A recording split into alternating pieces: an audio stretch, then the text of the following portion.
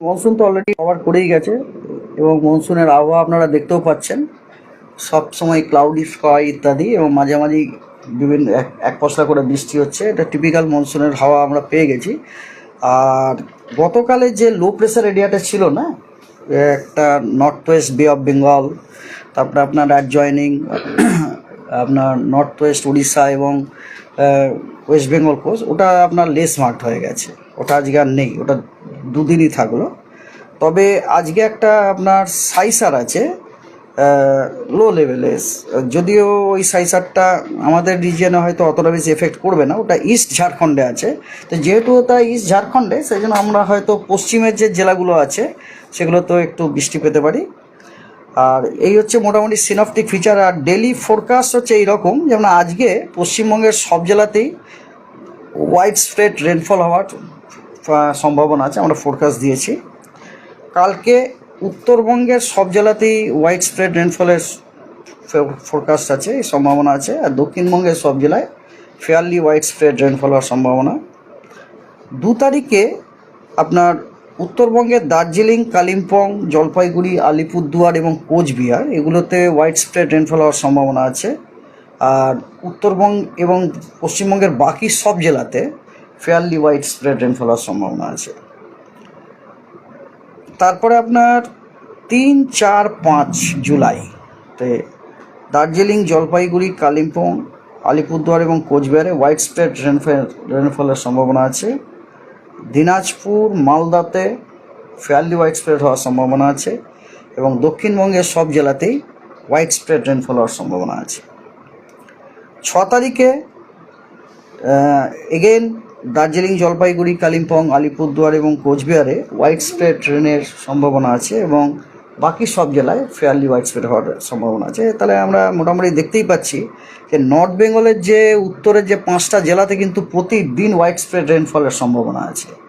আর south বেঙ্গলেও আপনি যদি দেখেন, এক্সেপ্ট এ ফিউ ডেজ, আপনার একদিন বা দুদিন বাদ দিয়ে প্রত্যেক দিনই কিন্তু সব জেলাতে ওয়াইড স্প্রেড রেনেরই সম্ভাবনা আছে।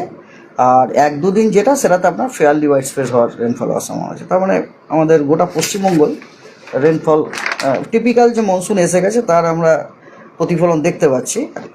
ওয়ার্নিং, আজকে নর্থ বেঙ্গলে এক্সট্রিমলি হেভি রেনফলে অতি ভারী বর্ষণের লাল সতর্কবার্তা দেওয়া হয়েছে দার্জিলিং, জলপাইগুড়ি এবং আলিপুরদুয়ারে, এবং ভারী থেকে অতি ভারী বর্ষণের আপনার অরেঞ্জ সতর্কবার্তা দেওয়া হয়েছে আপনার কালিম্পং এবং কোচবিহারে আজকে। আর ভারী বর্ষণের ইয়েলো সতর্কবার্তা দেওয়া হয়েছে দিনাজপুর এবং মালদাতে। আর ভারী বর্ষণের ইয়েলো সতর্কবার্তা দক্ষিণবঙ্গেও বেশ কয়েকটা জেলাতে দেওয়া হয়েছে আজকে। সেগুলো হলো মুর্শিদাবাদ, বীরভূম, 2টি বর্ধমান, 2টি 24 পরগনা এবং বাঁকুড়ায়। এবং থান্ডারস্টর্ম অ্যান্ড লাইটনিংয়ের তো সতর্কবার্তা সব ডিস্ট্রিক্টেই দেওয়া হয়েছে সাউথ বেঙ্গলে। তার সাথে সাথে উত্তরবঙ্গের 2টি দিনাজপুর এবং মালদাতেও আজকে দেওয়া হয়েছে। 1 তারিখ আগামীকাল আপনার এগেন আপনার জলপাইগুড়ি, আলিপুরদুয়ার এবং কোচবিহারে ভারী থেকে অতি ভারী বর্ষণের অরেঞ্জ সতর্কবার্তা দেওয়া হয়েছে। আর দার্জিলিং এবং কালিম্পংয়ে ভারী বর্ষণের হলুদ সতর্কবার্তা দেওয়া হয়েছে, আর বাকি কোনো জেলায় সতর্কবার্তা নেই। 2 তারিখে জলপাইগুড়ি, আলিপুরদুয়ার এবং কোচবিহারে আপনার ভারী বর্ষণের হলুদ সতর্কবার্তা দেওয়া হয়েছে, ঠিক আছে।